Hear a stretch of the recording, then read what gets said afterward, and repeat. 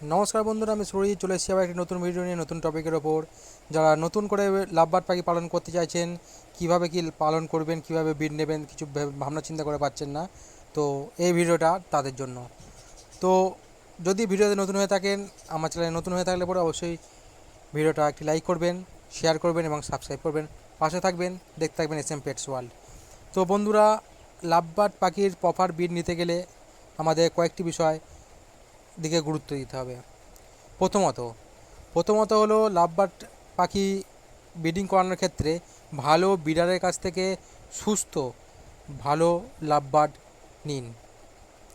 তাহলে কি হবে, তাহলে পরে পাখিটার মধ্যে কোনো রোগ থাকবে না। কিন্তু যদি আপনারা হাট থেকে নেন, হয়তো কিছু পয়সা কম হবে, কিন্তু পাখি খারাপ হতে হয়, তার মধ্যে রোগ অনেক রকম থাকতে পারে। দ্বিতীয় নম্বর পয়েন্ট হলো, আপনারা যখন লাভবার্ড নেবেন অবশ্যই ডিএনএ করিয়ে নিন। তাহলে কি হবে না, ব্রিডিং টাইমে এসে দেখবেন পাখি ব্রিড করছে না, ডিম দিচ্ছে না, তাহলে পরে প্রবলেমে পড়তে পারেন, মনোবলটাই ভেঙে যাবে।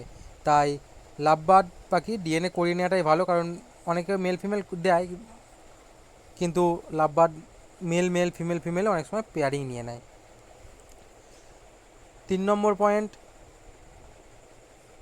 লাভবার্ড পাখি যখন খাঁচার মধ্যে কিংবা কলোনিতে আপনি করতে চাইছেন, তখন কিন্তু আমি মনে করি কেজের মধ্যে করুন। কারণ কি, তাতে নিজস্ব পছন্দ মতো পেয়ার করতে পারবেন এবং সেখান থেকে যে কোয়ালিটির বাচ্চা আপনি চাইছেন সেই কোয়ালিটির বাচ্চা পাবেন।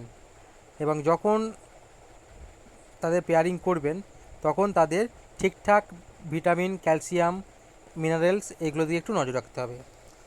4 নম্বর পয়েন্ট হলো, লাভবার্ড পাখিকে নেস্টিং মেটেরিয়াল ঠিকঠাকভাবে আপনাদের দিতে হবে। কিছুটা আপনি বক্সের মধ্যে দিয়ে দিলেন, বক্স বা হাঁড়ির মধ্যে কিছুটা নেস্টিং মেটেরিয়াল দিয়ে দিলেন, কিছুটা খাঁচার মধ্যে দিলেন। তারা নিজের প্রয়োজন মতো যতটা লাগবে ততটা নিয়ে নেবেন এবং খুব সুন্দরভাবে নেস্টিং করে নেবেন।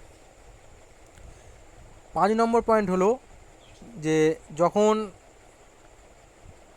লাভবার্ড পাখি ব্রিডিং মুডে আসবে তখন সব ফুড অবশ্যই দিতে হবে।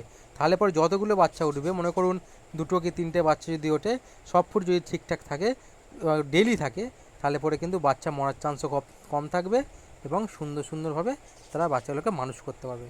কারণ প্রকৃতিতে তারা সাফিসিয়েন্ট খাবার পায় নিজস্ব প্রয়োজন মতো, কিন্তু কেজের মধ্যে সেটা হয় না। তাই নির্দিষ্টভাবে সব ফুড প্রোভাইড করতে হবে। তো বন্ধুরা, এই ছিল কয়েকটি পয়েন্ট। এছাড়াও লাভবার্ড পাখির ক্ষেত্রে সবথেকে গুরুত্বপূর্ণ পয়েন্ট হলো যে, মেল ফিমেল কনফার্ম এবং সঠিক বয়স হতে হবে এবং তাকে অবশ্যই নির্দিষ্ট সময়ে তাদের ব্রিডিং নিতে হবে। অর্থাৎ যে আমার কাছে পেয়ারিং ঠিকঠাক সেটিং হয়ে গেল বলেই আমি আগে বক্স লাগিয়ে দেবো, সেরকম করলে হবে না। টেম্পারেচার যদি হাই থাকে তাহলে ডিম নষ্ট হয়ে যাবে, ডিম আনফার্টাইল হবে, কোনো বাচ্চা আসবে না। তাই সেপ্টেম্বরের মাঝামাঝি কিংবা শেষ দিক করে আপনারা বক্স লাগান, সুন্দর বাচ্চা পাবেন। লাভবার্ড